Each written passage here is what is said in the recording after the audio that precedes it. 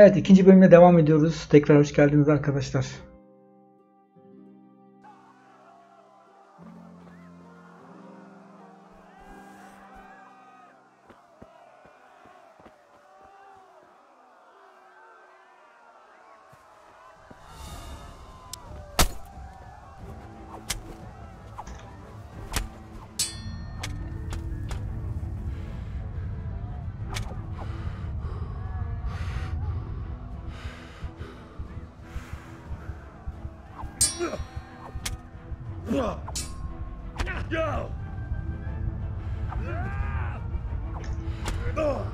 Çok zor ya.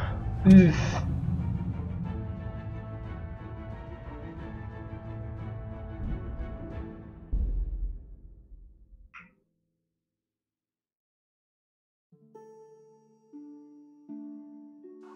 Bir defa blok falan yapmıyor abi. Blok yapmıyor.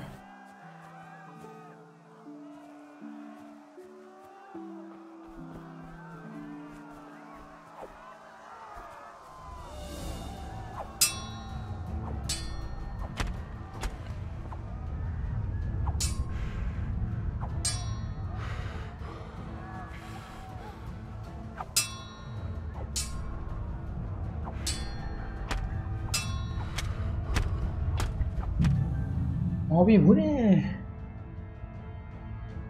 Ömer Yücel, hoş geldin. Aleykümselam. Abi bu ne kadar ezik. Anam anam anam anam anam anam.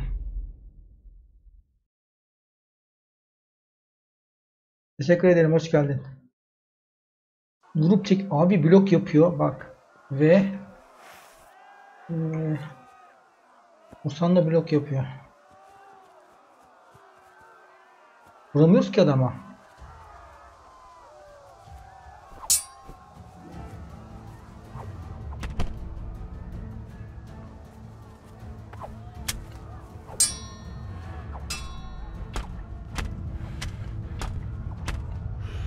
Abi böyle bir şey var mı ya?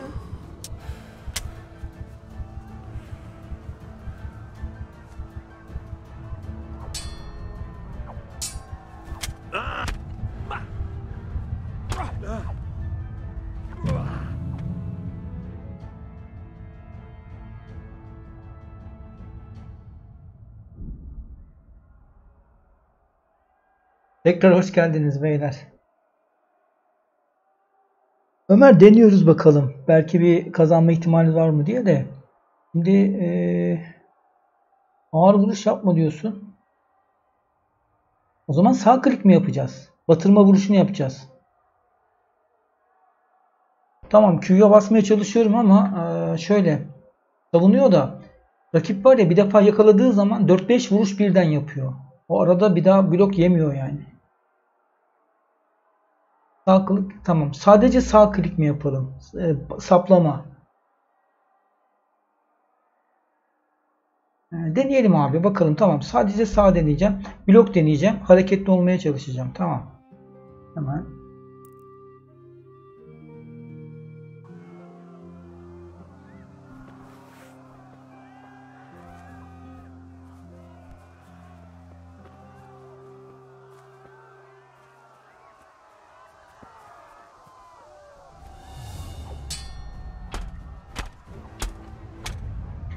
Abi blok falan dinlemiyor ya.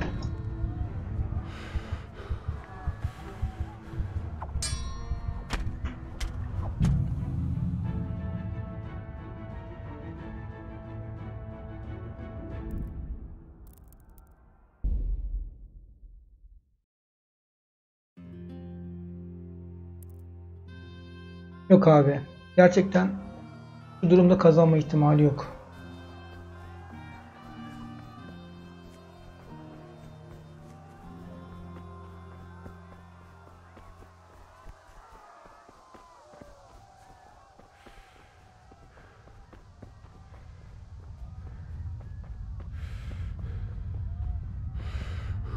Nefes al.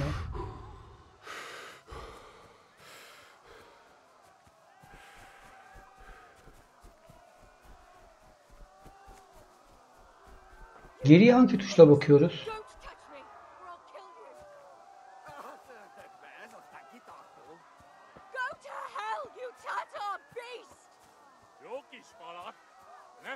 Kürşat ama sen karakteri geliştirmiştin, söyledin ya.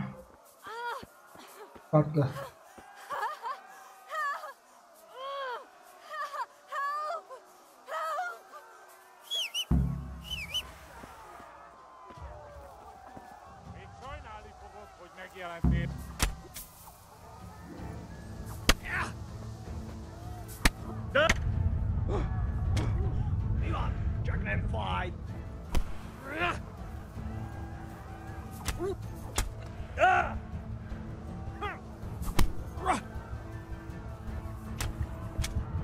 Benim bir tuşları bir öğrenmem lazım.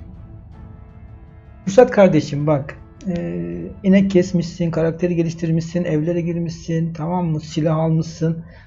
Bu adam hiçbir şey yapmadı. Yani sarhoştu bile ilkinde dayak yedik, ikincisinde dövdük. Tamam mı? Şimdi bir şeyleri isterken bu da bir yayın seri olacak abi, tamam mı? Ama ben test ediyorum şu anda nelerin mümkün olup olmadığını. Mesela ben ata binme tuşunu hatırlayamadım abi. X'miş. Normalde benim lord'dan çok alıştım. Orada bir yanlış tuşa bastık.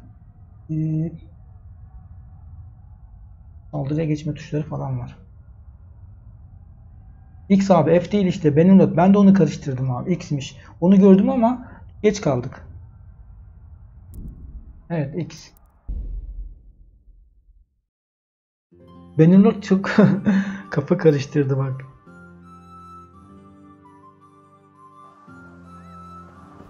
Çok koşmaya gerek yok. Dinlenerek gidelim. Nefesimiz de önemli. Bak orada ıslık çalınca sanırım o kızı kurtarıyoruz. Askerler bizim peşimize takılıyor ama bizim ata binebilmemiz lazım. Olmamız lazım.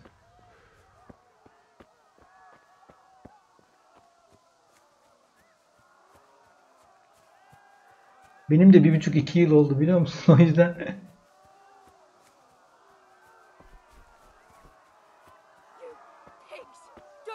nefesimiz iyi şu anda. Ben bir de geriye bakma tuşu var diye hatırlıyorum. Ya benim lord'da var dönmeden. Şimdi envanter uyarı çıkınca X'e basıp çağırıyoruz. Tamam.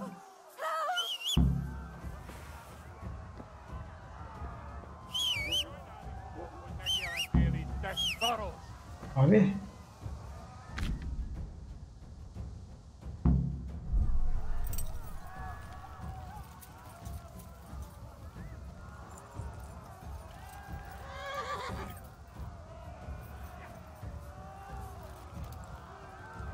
Mouse'da yönlendiremiyormuşuz. Tamam. Sadece tuşlarla yönlendireceğiz. Bu da bir şey. Garip.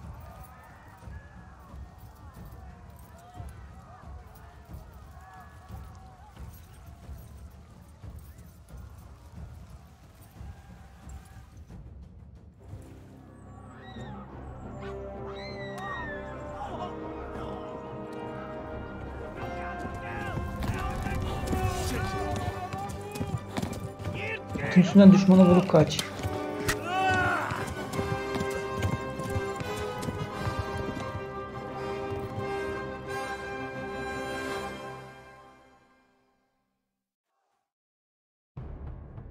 He, 2 kere basıyorduk shift'e tamam. Ya.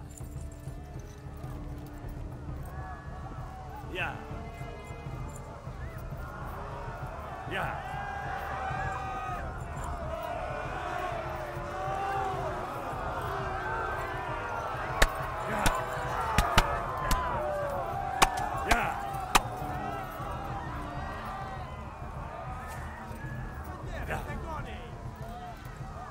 Left. Talmberg is to the left, along the stream.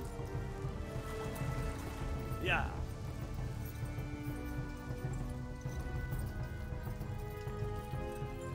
Yeah. Doğru mu gidiyorum? Run for it. Yeah. Warn the others. They've tore its scallops. Yeah. Bir defa çift bastıktan sonra basılı tutunca gidiyor mu acaba? Sürekli öğreneceğiz de bakalım.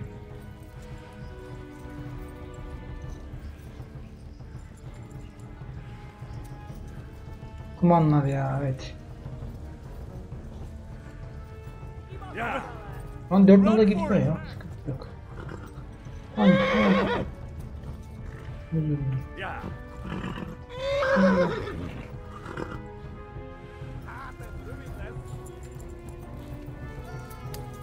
Yeah. Run for it.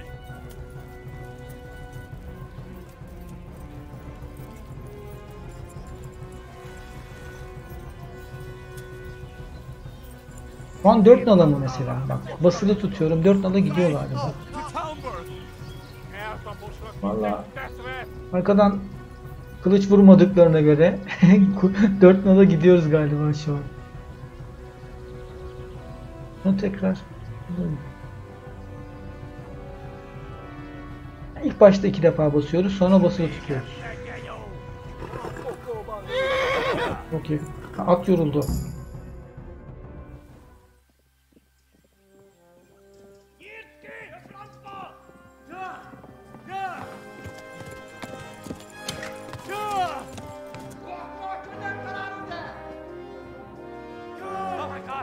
Sürekli gitmiyor aynen. Onun da dayanıklılığı var. Bunu da hatırladım.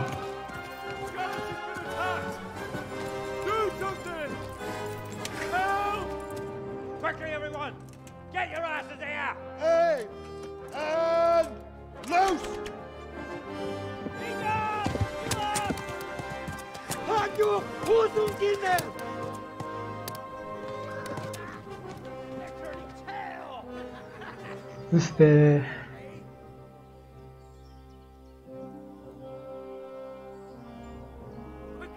Kumandan elf dilinde konuşuyor aynen. Yaralandı.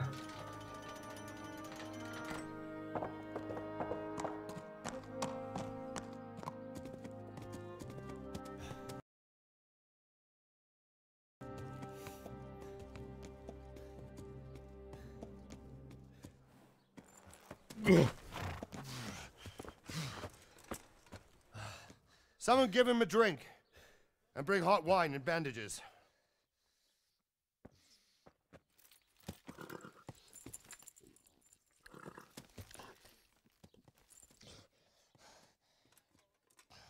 Tell me, boy, who are you and where are you from? What in hell's name happened? I've come from Skalitz. They burned it to the ground. Slaughtered everyone. Who? Who burned it to the A ground? huge army. They attacked without warning. And they weren't Czechs or Germans either. Who then? I don't know. I've never seen armor like it or heard their language. Tatar güldürdün beni ya Maybe kardeş. Tatars?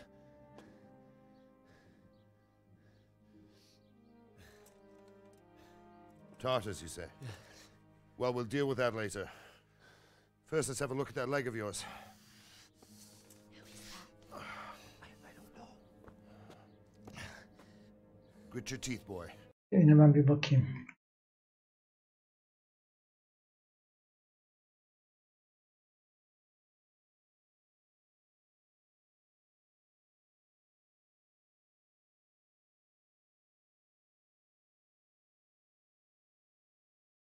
Tamamdır.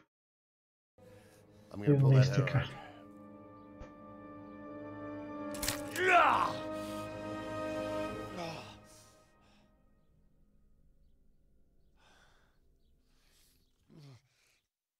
out. Easy. All done. You were lucky, lad. The arrow missed the bone. It only needed bandaging, and I've done that often enough before. War is a good teacher. Can you stand? There you go. Good as new. Thank you. If you idlers nothing better to do, get back to work. You'll have to speak to Lord Divish. Can you manage?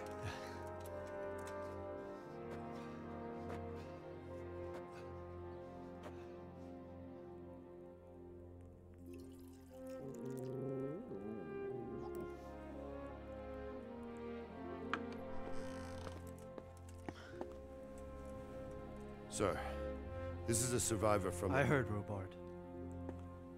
Tell me, boy, what exactly happened? Did you see the ensigns of the attackers? And were there any more survivors? So, I don't know what army it was, but it was huge. There were dozens of banners flying on the hill above Skalitz.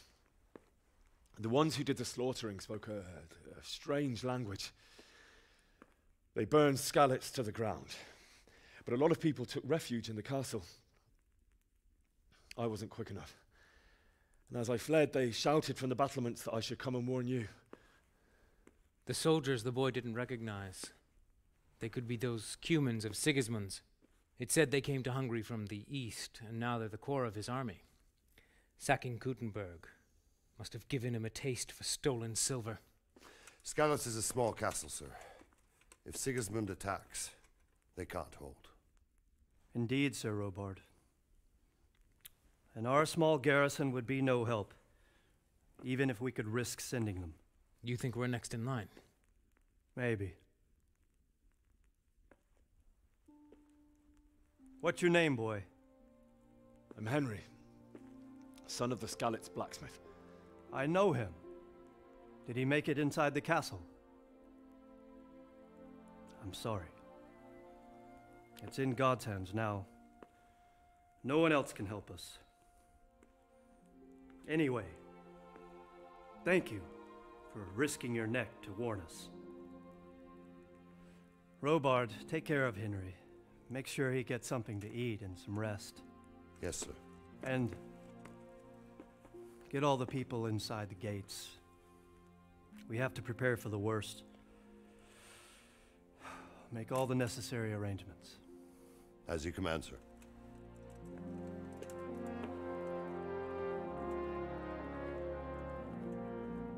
Kürşat hiç açamadım ki. Vallahi bakayım ama doğru. Dün akşam da söyledin. Ben Epic'te oynuyorum ya şu an. Açamadım.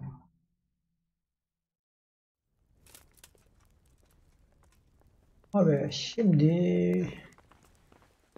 görevine. Hızlı seyahat noktamız açıldı.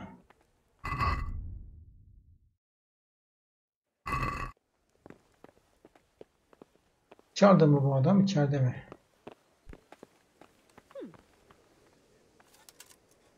You've done well, lad. I'm sorry for your loss. You must be all done in. Why don't you go to the kitchen and have a good meal? Sorrow is easier to bear on a full stomach. Beysim hoş geldin. Tekrardan aleykümselam hoş geldin. Mutfak. Bu da mı dayı? Where are you? I can't understand.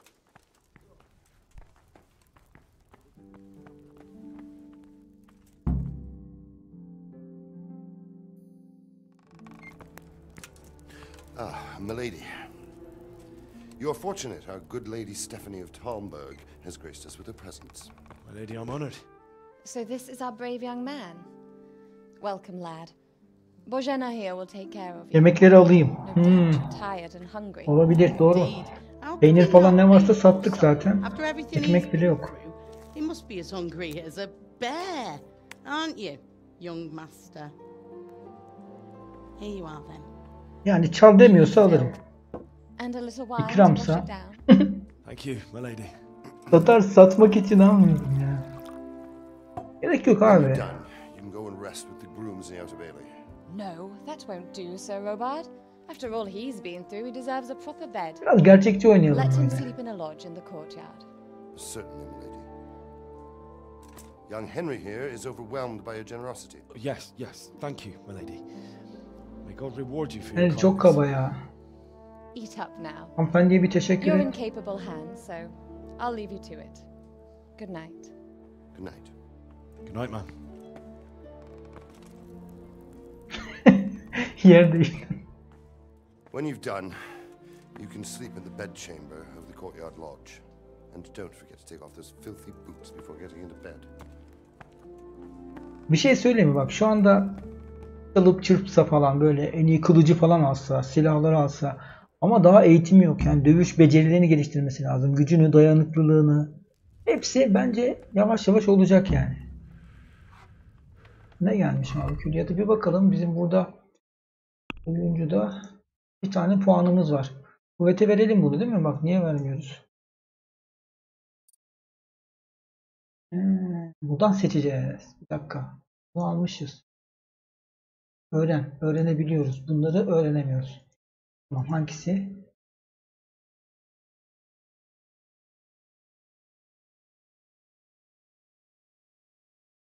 Öyle bilgi. Mezarcı. Ölü ya da baygın bedenleri taşımak dayanıklılığını götürmez diyor. Rakibinin vuruşlarını kalkanın ile engellemen %30 daha az dayanıklılık götürür. Anladım abi. Bunu öğreniyorum.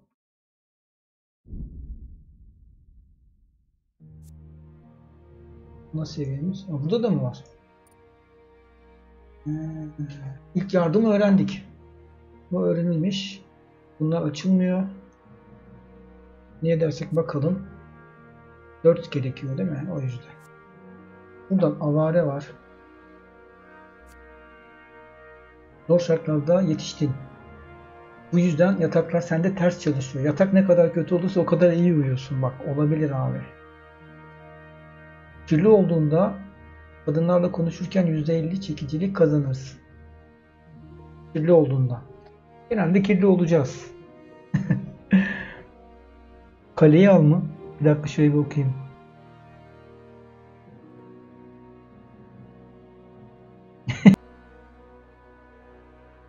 Kaleyi al derken Batuhan. Ne kokusu değil. Gece yolcusu. Dayanıklılığın geceleyin %20 daha hızlı, gündüz vakti %10 daha yavaş yenilenir. Gece yolcusu. Keşif. Hızlı seyahatin görüş mesafeni aşırı şekilde artırır. Böylece üstündeki. Evet abi keşif almak istiyorum. Sofu neydi? Yemek yemeden %30 daha uzun dayanırsın ancak acıktığın an etkileri %20 daha kötü olur. Yok abi. Ben keşifi mantıklı buldum arkadaşlar.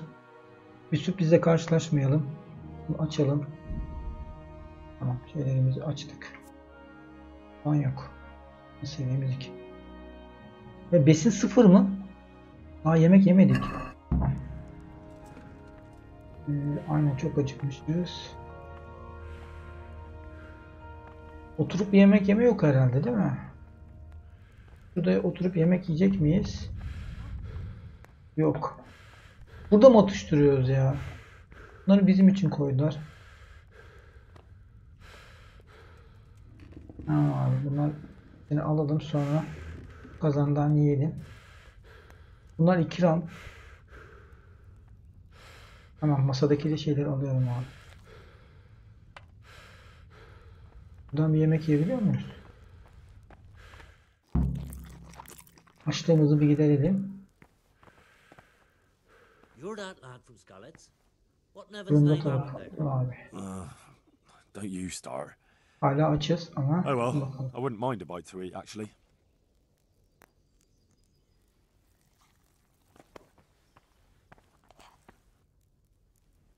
Elma da bayağı açlık duyuruyor galiba. Hı?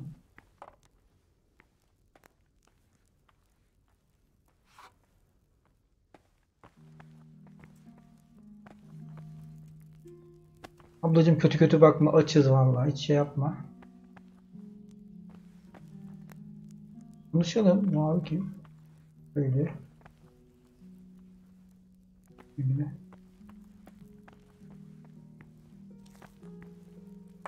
Aşçıyla bir tanışalım teyzeyle. Good evening.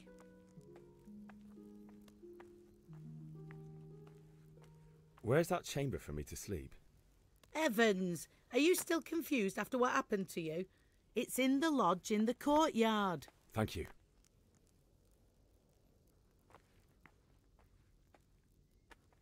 If I needed some food, who Bak should I konuşma ask? becerimiz Who do artıyor. you think, young man? Me, of course. Her ne kadar bizi If you terslese de want teyze extra, tamam I mı? can help you out with that Konuşmamız işe yaradı. Alışveriş yapacak bir şey yok abi. too. Take care. Hala karnı aç yalnız. Aldığımız şeylerden mi?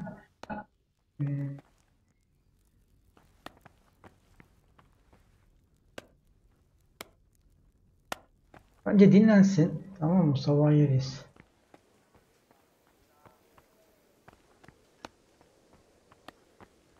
Bunlardan bir tanesiydi. Galiba burasıydı.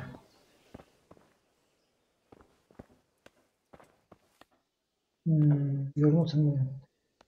Görev var mı şu anda?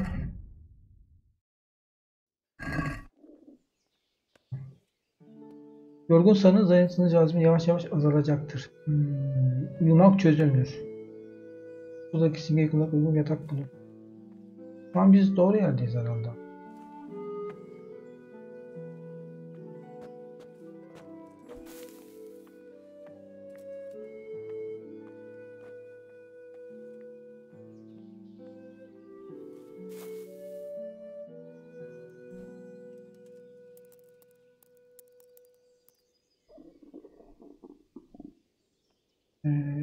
Başla.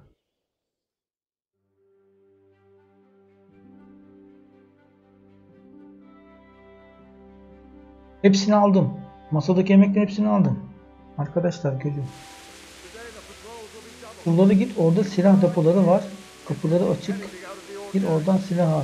Aldım onu. Kuşat yapma ya. Oyun bizi bir yönlendirsin ya.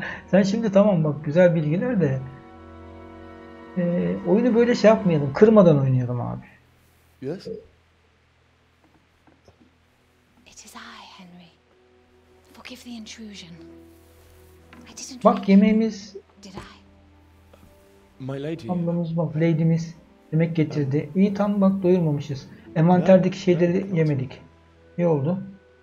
But what brings you here at this hour? Abi oyun bizi yönlendirmez. Biz onu yönlendirebiliriz. Could do with a little. Abi hikaye var. Bak. Hikaye var. Yönlendiriyor. Bak. Lady geldi. My lady. Thank you. You really shouldn't. You could have sent a servant. I was going to. But to tell you the truth, Tipini değiştirebiliyorsun. Ben hilal bıyık bırakıyorum. I Çok while saying my prayers how awful it must have been for you. I came to offer you solace. Aslında güzel modlar falan var da çok karıştırmak istemedim arkadaşlar. Thank you. Zırhları, tipleri falan değiştiriyormuş da. You're welcome. Now, Henri, I know this is all very new and strange for you, Lady bize mi yürüyor? but I want you to feel at home here. Kara Tatar. You're not to worry about anything except getting better. God knows you've been through a terrible ordeal.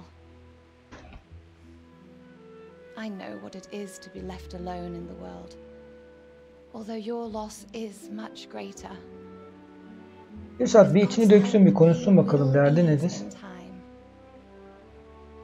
And it can help to talk about it, if you feel like it.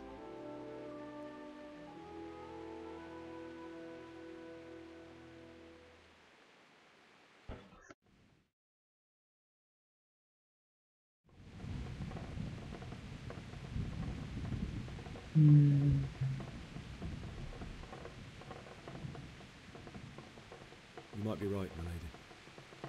I'll tell you what happened. It was Çocukla terrible, konuşsun ya. unexpected. The day started just like Her şey any içine other. atamazsın abi. Father sent me into town on some errands.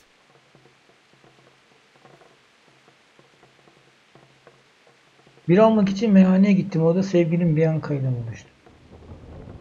Bak şimdi. I went to the tavern Oo, to buy kendi ale for seçti. father. Belli I bir know sürede it's a job seçmezsek for a gidiyor. while, and I didn't mind, because my girl Bianca İffetli bir wanted it. Müslüman onu. I courted her a while and we agreed to meet in the evening, but our meeting was never to happen.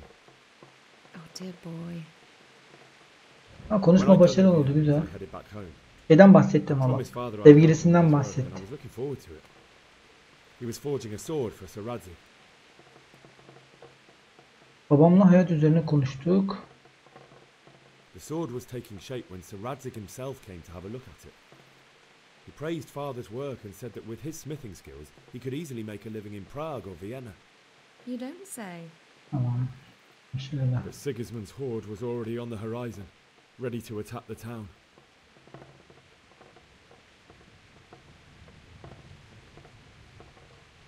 I saw smoke on the horizon from a village Sigismund pillaged on the way to our town, which was soon to meet the same fate. God have mercy. And then death descended on Skalitz.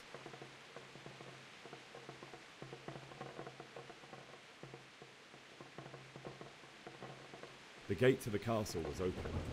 The bells and horns sounded the alarm, and the villagers ran to the castle to take cover.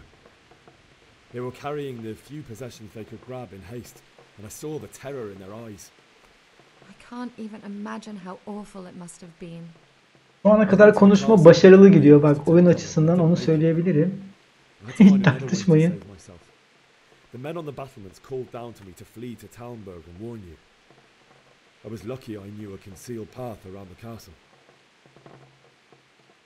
Kumandan köyü yağmaladı. I wasn't safe yet. The Cumans were going from house to house below the castle, looting and then torching them. They encircled the castle, and it was clear they could spot me at any moment. May God punish them. Then I heard a scream. It was Teresa, the mill wench. She'd been caught by a gang of Cuman savages who planned to violate her. I had Sir Radzig's sword, and even though there were several of them and they were better armed, I had to try and save her.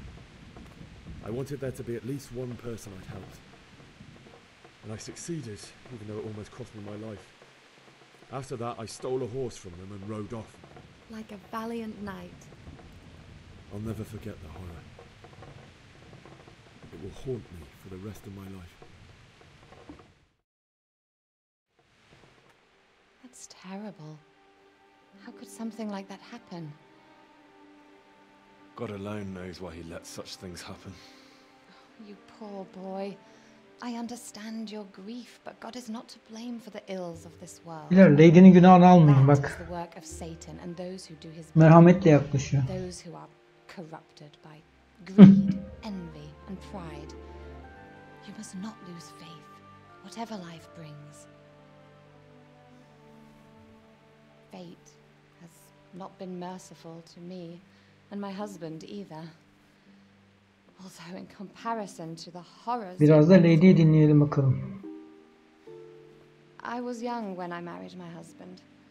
It was my father's wish. Divish was a lot older than I, but a woman must bear her lot.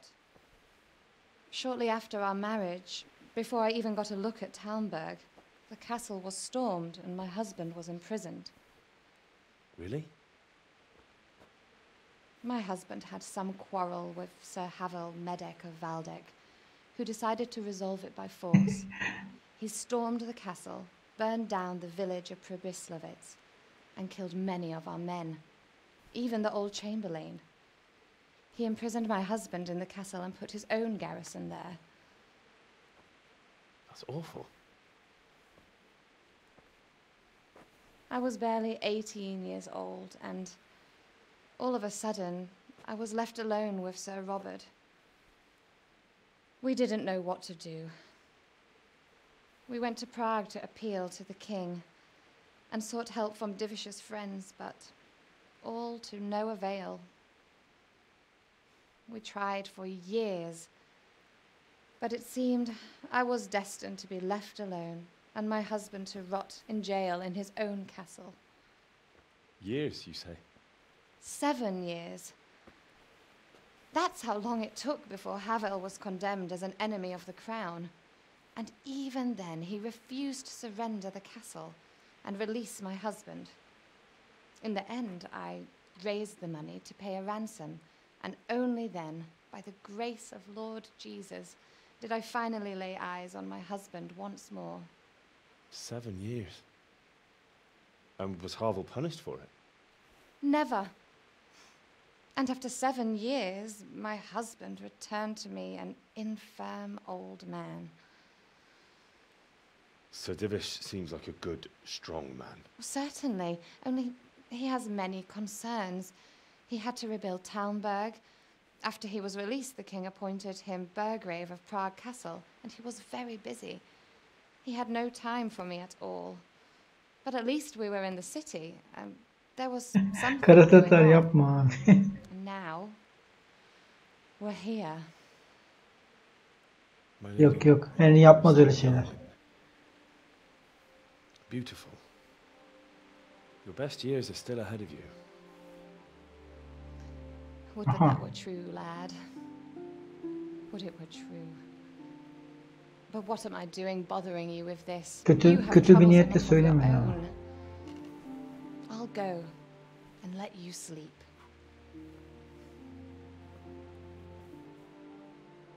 I enjoyed our little talk, Henri.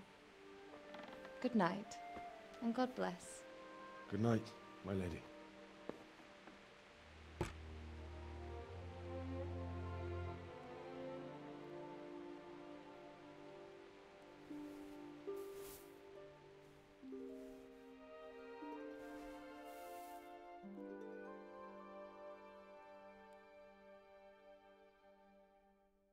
Nihat hoş geldin. İyi akşamlar.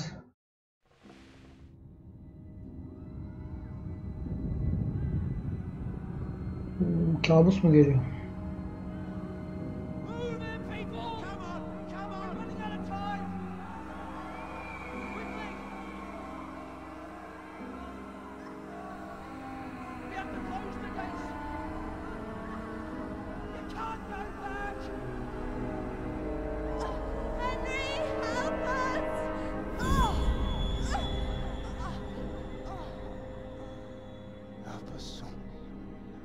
Uf. Bu çok ağır bir drama oldu ya.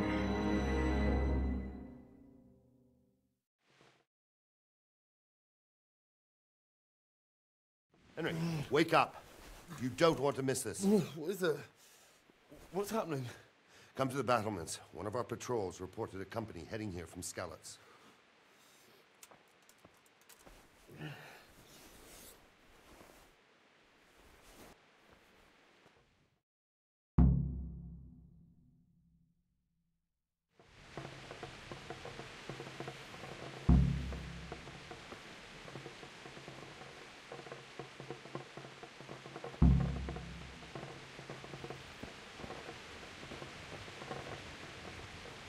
Öyle nasıl açacağız?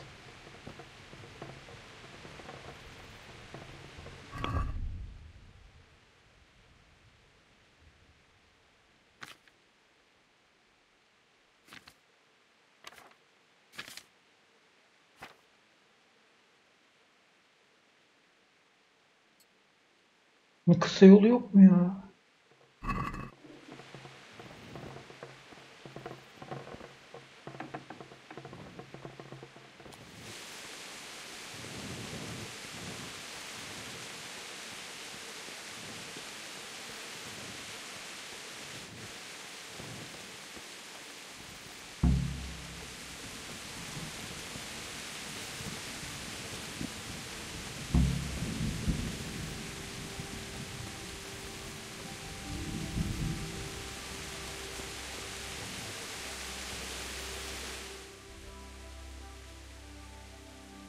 Tamam, doğru yoldayız.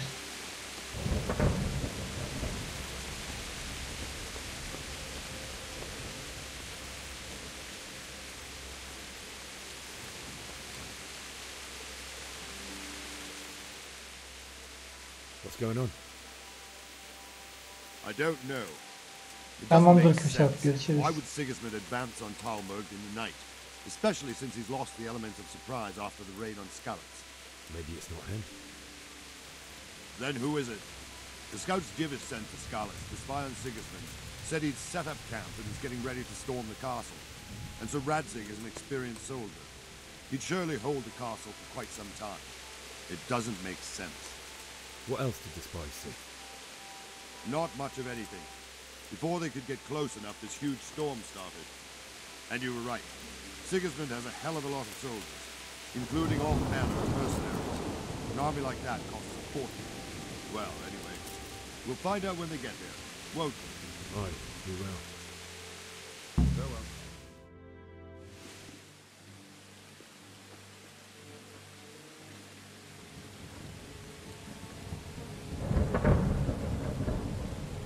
Halt! Who goes there? Lucifer and all his minions. Who else, Rubber? Sir Ansig. What a relief.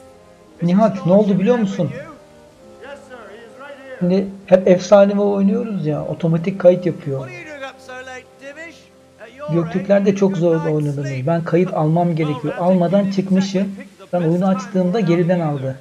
In a big hurry? Biraz oynadım ama aynı yere denk gelmedi. O şekilde oldu. Yani mevcut son kayıttan hareket ettim. Biraz da oynadım ama aynı yere kadar gelemedim. Farklılık ondan kaynaklandı ama iyi yakalamışsın. Your messenger told us what happened. Messenger?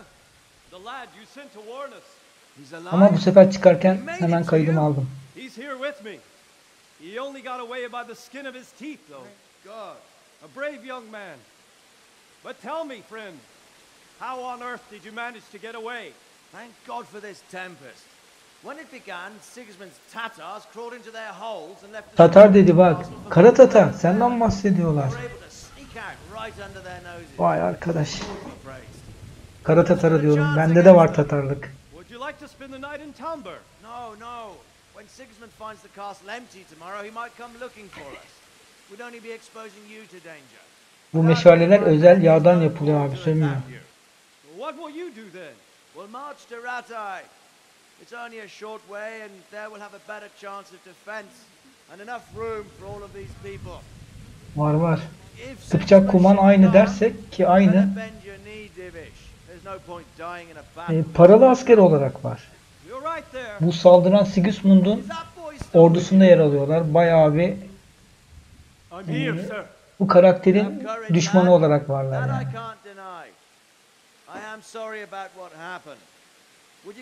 Yağmalıyorlar, yıkıyorlar, saldırıyorlar. Paralı asker bildiğin. Zırhları falan benzetilmiş, bayağı güzel. I won't leave their corpses rotting in the street. I'll join you once I've taken care of them. Don't even think of going back there, you donkey. Are you tired of living? Sir! Quiet! I'm sorry about your father, but getting killed as well won't help him. Divish, make sure that lad doesn't budge from Talmberg until things quieten down. Not to worry, friend. Anyway, he's injured and needs to recover. I'll lock him up here as if he were Havel of Baldic. I've seen you've grown a thick skin since your tribulation, sir. But thank you. We'll meet again when circumstances are more favorable. Farewell. Farewell, friend, and good fortune. Give my regards to Sir Hanush. I will, and good luck to you and your people too. These are dark times. Move out! Bu karakteri merak ediyorum ya. İyi biri gibi duruyor ama bakacağız. İyi bir savaşçı olabilir, iyi bir dövüşçü.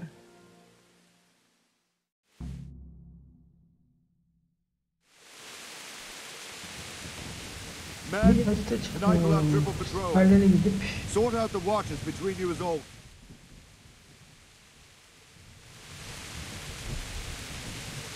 Ne diyor?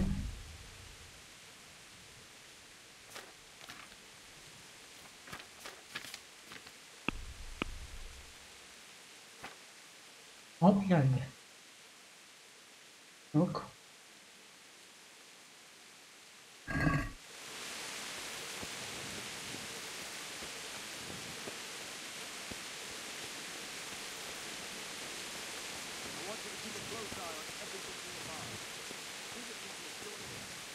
Bu tarafa mı gidiyoruz?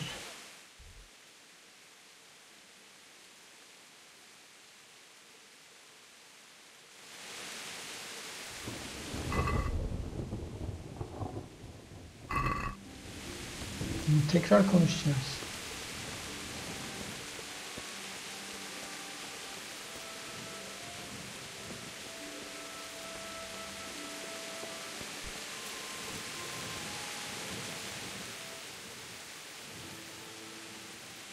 What is it you need? I could use an extra pair of eyes, and yours are keen. Will you keep watch of the battlements, my men? Is that a request or an order? La adam yaralı. I'd rather it was a request you answered yes to. Of course I'll help. I'll have to pay you back somehow after all you've done for me. Splendid. Nasıl yapacağım? Önceden oynamıştık. O da ilk başlarda böyle kaldı. Şimdiki görevimiz ne? Nöbet tut.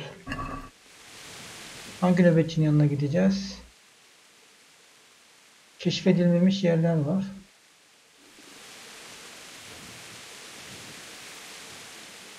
Kardeşimizi de tutalım. What do you think about how the Skalitz folk managed to flee the siege? Thank the Lord.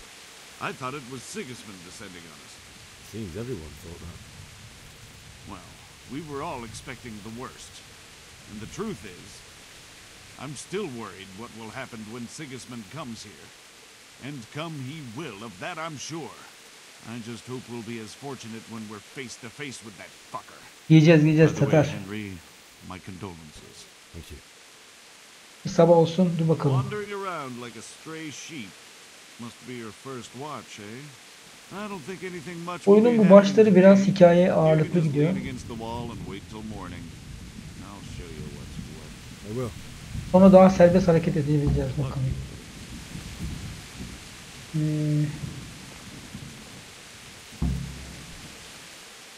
Good day to you. What do you need? What do you think about the Skalitz folk managing to slip away like that? I can't imagine how they did it. The more I think about it, they was either blessed or Sigismund's mercenary army ain't up to much. When you're on campaign, you keep watch no matter how much it's pissing down. If any of us make such a cock up, Sir Robard will flare his skin up our backs. You only say that because you never saw them attack. Aye, well, it's a shame your folks couldn't be sent. Is Sir Robard really that tough? Tough? Aye. But he's fair. He's a veteran of many a campaign, so he knows warcraft. I believe it. Good luck to you.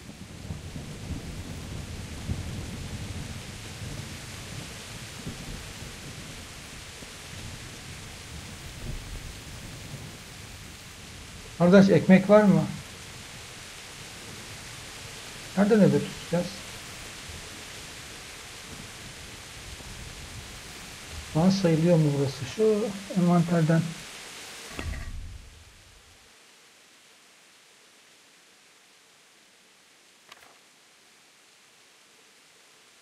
Bir tane ekmek yiyelim abi.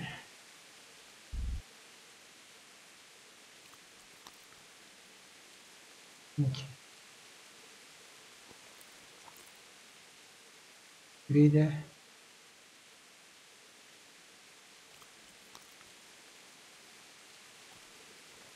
o peynir çok iyi.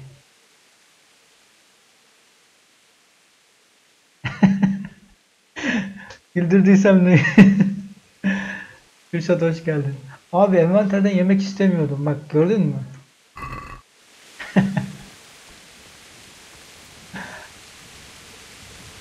Müslüm Kumans. Güzel isim.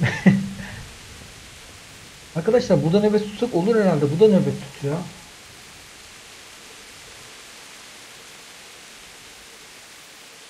Abi adamın ayakkabılar, botlar pırıl pırıl ya. Yaya bak.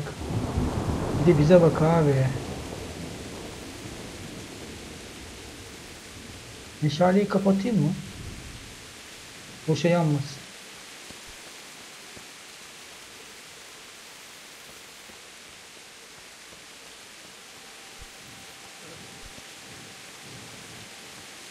Olur mu ya? Bak hareket halinde nöbet tutuyor. Bu da dolaşıyor. O yaylara falan bak çok iyi ya. Üf. Bir şey gözükmüyor.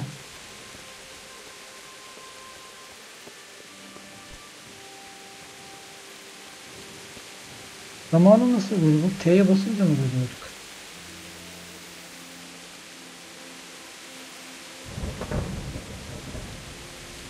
Burada var. Kaça kadar dedi? Şey yapalım. Zamanı ileri alalım abi. Kimsede anlatacak bir hikaye yok. Ekmek yok. Sigara yok. Burada böyle olur herhalde bir 5'e kadar. Tamam.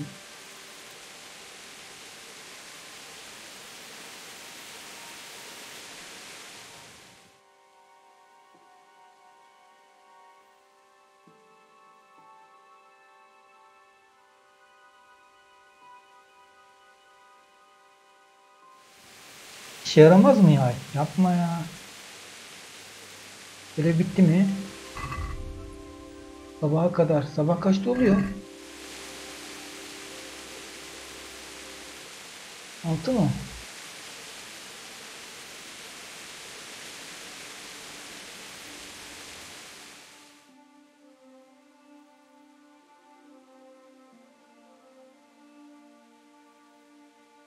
Niye yavaş gidiyor? Ha, sabah oldu.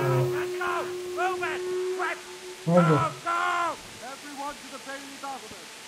Ne oldu kardeş? Ne bağırıyorsun?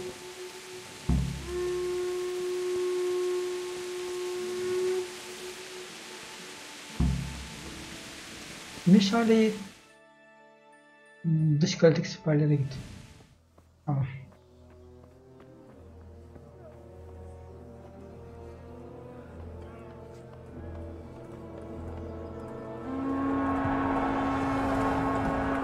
Hayda.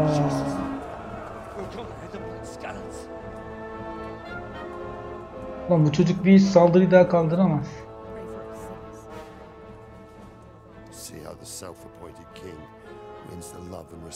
O dediğin de pek doğru değil be kardeşim. Indeed, Robard. Sigismund of Luxembourg has a rare talent for winning people over to his cause. O zaman adil olmuş olmuyorsun yani. You may be in for a surprise. I don't think he will set his heathen dogs on us today. Greetings, Lord of Talmberg. That's the bastard who led the attack at Skalitz and killed my parents. Henri sakin lan, sakin ol. Want to end up like them? I am Sir Markwart von Aulitz. I come in the name of Sigismund of Luxembourg, King of Hungary and Croatia, who has resolved to strike against those who disrupt concord in the land and to restore order in the name of his brother, King Wenceslaus IV. Restore order by burning and pillaging the king's estates. Greetings, Sir Markwart. The efforts of the king's brother to bring order to this chaotic land are undoubtedly noble. It seems to me, though, that he and his army have somewhat strayed. As Burgrave of Prague Castle, I am entirely beholden to the king, and here in Talmberg divine peace reigned until your arrival. To what then do we owe the honor of your visit? Yesterday, His Majesty took action against the enemy of the kingdom, Sir Ratzik Kobila, who has been using the silver from the Skalitz mine to fund insurrection against the crown. Unfortunately, the insurgent escaped. Would you happen to know, noble sir, where he might be at this time? As far as I know, the Sir Radzik of which you speak is the king's hetman at Skalitz. I find it hard to imagine that he would rebel against our king. Nevertheless, I can assure you that Sir Radzik is not at Talmberg. He would be a fool indeed to flee from one castle where he has little chance of defense to another where he has even less.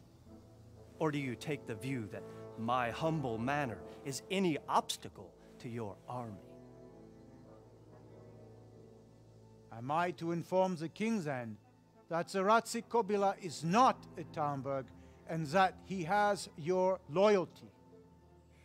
Sir Radzik Kobila is not here, and I have no intentions of getting embroiled in affairs from which I have nothing to gain. Very well, sir. As you wish. I will relay your words to the king in the hope he will be as well disposed as you seem to be. Those who have clean consciences and goodwill may find themselves well disposed even at moments like this, when there is little cause for joy. Farewell, sir. Auf Wiedersehen. İhtiyar iyi konuştu ama beyler, şimdi hakkını vermek lazım. Bizim Kürşat'a desen orada racon keserdin.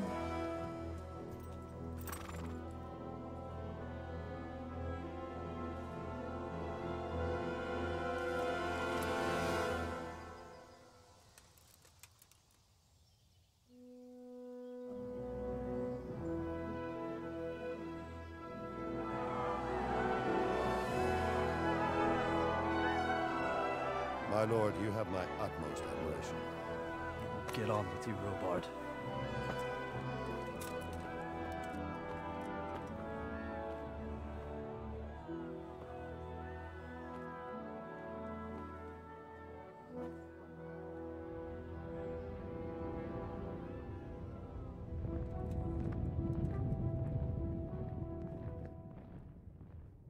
Aleykümselam Bilgehan, hoş geldin.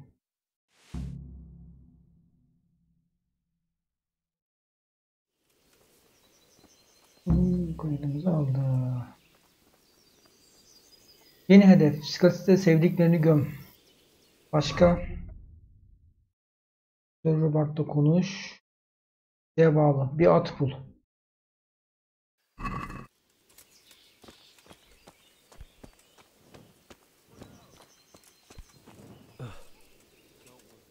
My respects to you.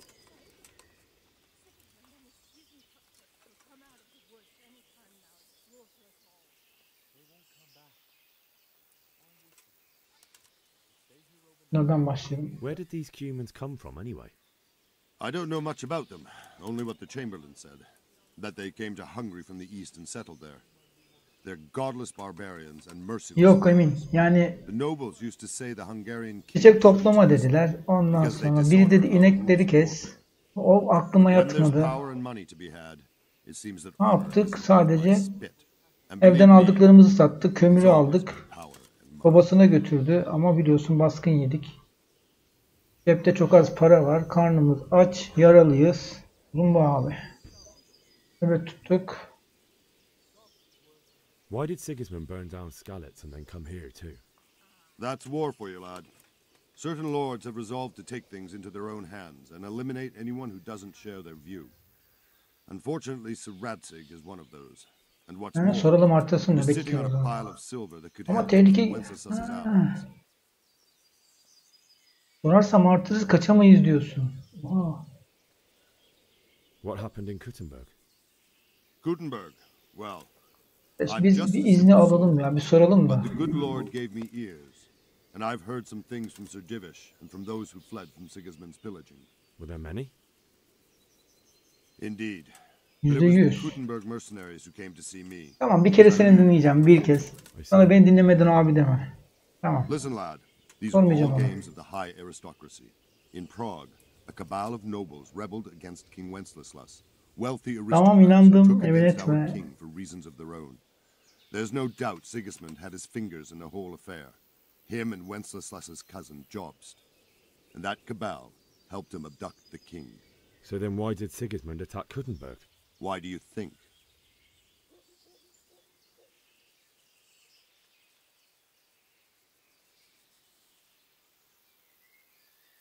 So he could loot it?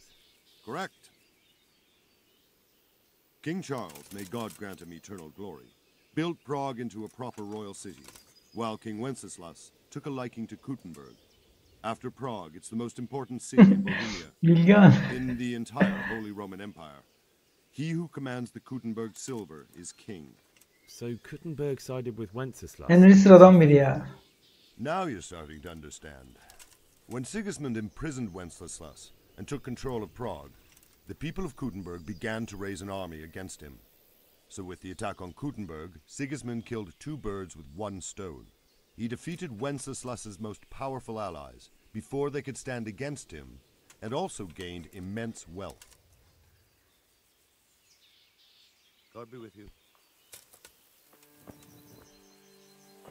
Allah aşkına şu şeyi, kısa yolu yok mu bunun? Alsa da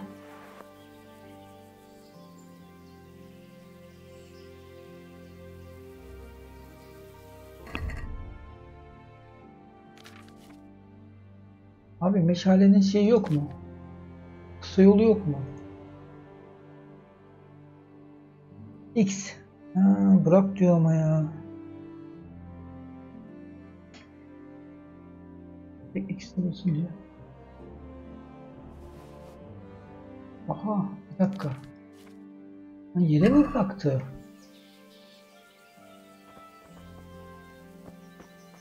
Aferin sana ya.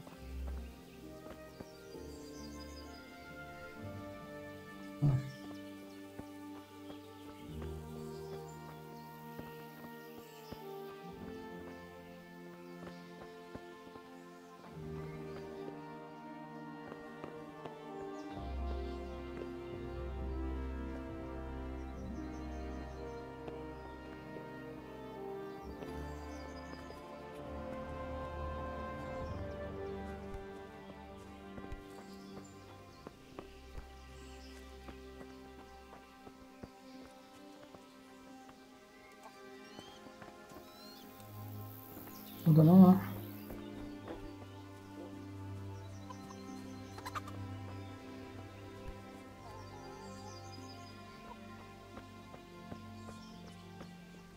Tam yemek yiyelim. Selamünaleyküm. Ne ya?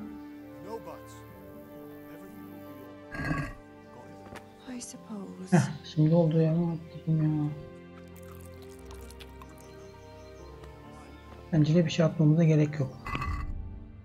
87 açlığımız.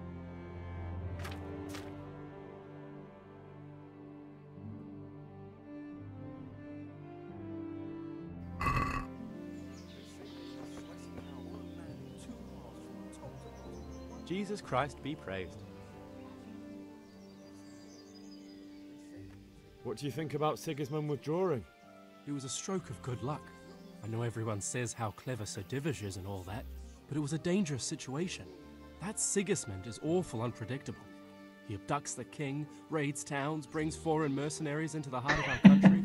God alone knows what he'll get up to next. Ya adamın karnını aç tatar. Bırak doyursun karnını ya. Orada yemek bol. Is there someone here who trades in goods? Votava is your man. He's the local dealer, a skinny fellow. I saw him by the granary. He'll buy anything that has any value, and he'd sell you his own granny, if he hadn't already sold her long since. Farewell.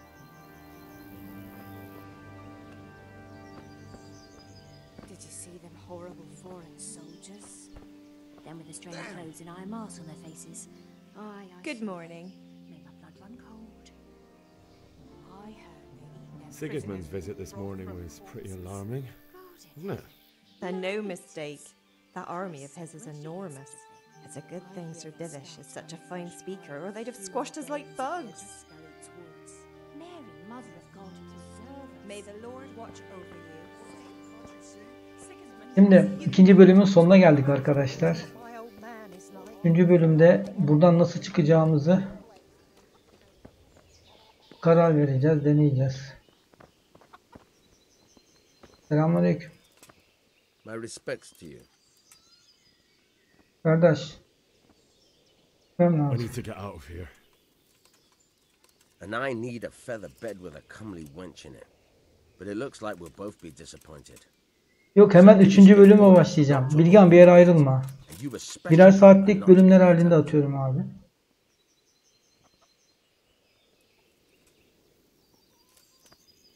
My mother and father were left in Skalitz like carrion. I have to bury them. I can't leave them to the dogs. I'm sorry, my friend, but I can't. You'll have to persuade Sir Robard, or think something up so I don't end up in the ship. Bir bölüm daha oynarız. Otherwise, bir saat daha. forget it. All right, I'll see what I can do.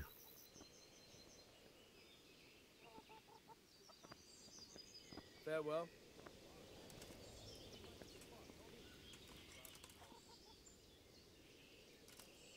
I need to get out of here. Ucunu almadık ki. You here again, boy? Didn't I tell you how much trouble I'd be in if I let you, of all people, out? God be with you. She's not around here. She don't live in the... Adamı kesip öyle git abi. Aman Bilgen, ne yapıyorsun ya? Biri diyor duvardan atla. Oha. At bulmamız lazım. Atla çıkacağız. Bak orada görevlerin içerisinde var.